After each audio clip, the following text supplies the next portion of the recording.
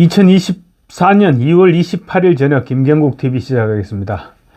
엿장수 공천으로 당을 심리적 분당 상태로 몰아넣은 민주당 이재명 대표, 그런 이 대표의 이해하지 못할 언행들이 이어지고 있습니다. 불공정 사천에 반발해서 탈당하는 의원들에 대해서는 질 것 같으니까 나간다 이런 조롱을 던지고, 또 갈 테면 가라 이런 식으로도 얘기하고 있습니다. 인간에 대한 예의라고는 찾아볼 수 없는 그런 모습을 보이고 있는 것입니다. 또 공천 난맥상을 지적하는 언론에 대해서 엉터리 왜곡이다 이렇게 반박하고 있습니다. 주특기인 덮어씌우기 책임 전가를 하는데 어떻게 저렇게 얼굴색 하나 바뀌지 않을까 감탄을 할 정도입니다. 얼굴 두껍기로는 아마 역대 최강이 아닐까 이런 생각이 듭니다. 언론이 여야의 공천 상황을 편파적으로 바라보고 있다는 것이 이 대표의 주장입니다. 마치 대장동 의혹 사건을 모두 유동규 혼자서 한 일이다 이렇게 뒤집어 씌우는 것과 다를 바 없어 보입니다. 이 대표가 이러니 친명계 인사들은 공천 파동에 대해서 걱정할 것 없다, 2주 정도만 지나면 다 잊을 것이다 이렇게 얘기하고 있고, 정청래 최고위원은 명비어천가를 불러대기에 급급했습니다. 이재명 대표 주변 전체가 정신승리에 중독된 듯한 그런 모습을 보이고 있습니다. 보통 사람들은 감히 근접할 수도 없는 그런 역대급 멘탈인 것 같습니다.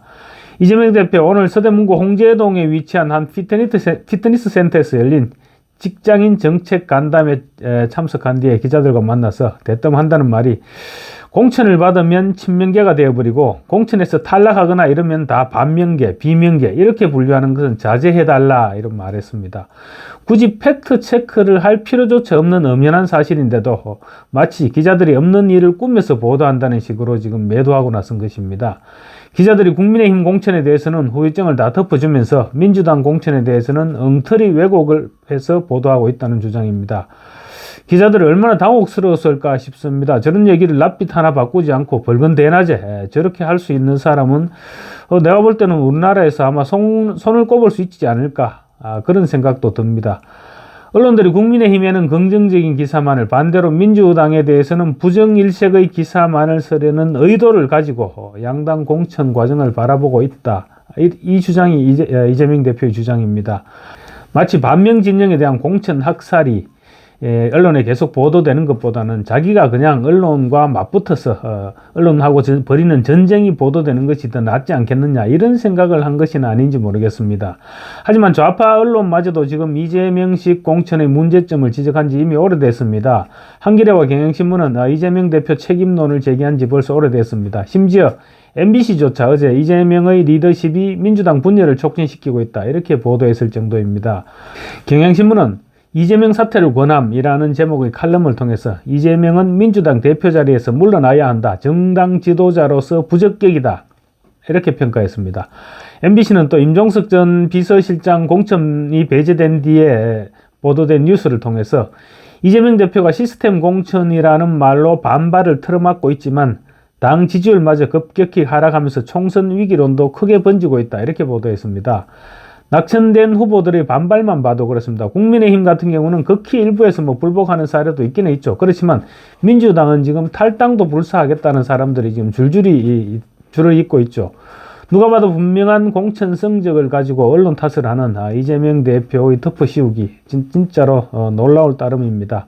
이 대표는 또 불공정 공천에 반발해서 탈당하는 비명계 의원들에 대해서 경기하다가 질 것 같으니까 경기 안 하겠다, 이런 건 별로 그렇게 국민들 보시기에 아름답지 않을 것이다 이렇게 얘기했습니다. 마치 경선에서 질 것 같으니까 탈당한다 이런 식입니다.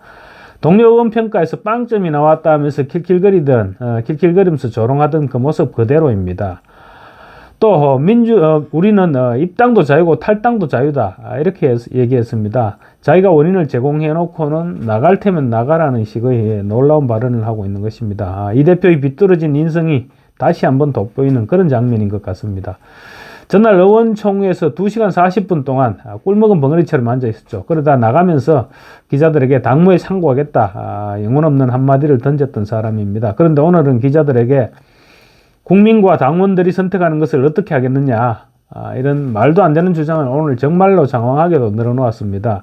기자들을 바보로 아는 것인지, 아니면 자기가 그렇게 얘기하면 기자들도 당연히 그렇게 받아들여야 한다고 생각하는 것인지 도무지 참 정신세계를 알다가도 모를 그런 사람인 것 같습니다. 또 서울 도봉갑에 안귀령 상근 부대변인을 공천했는데 이 사람을 공천한 예에서도 볼 수 있듯이 자기 마음대로 또 지역 연고도 없는 사람들을 친명이란 이유 하나만으로 지금 꽂아 넣었죠. 그래 놓고는 마치 국민 눈높이에 맞는 후보라서 세대교체에 적합한 후보라서 공천했다. 이런 주장을 늘어놓을 수 있는 사람이 바로 이재명입니다. 비명계의 반발에 대해서는 변화를 거부하고 자기 기득권이 없어질 것 같으니까 그래 반발하고 있다. 이런 식으로 몰아갔습니다.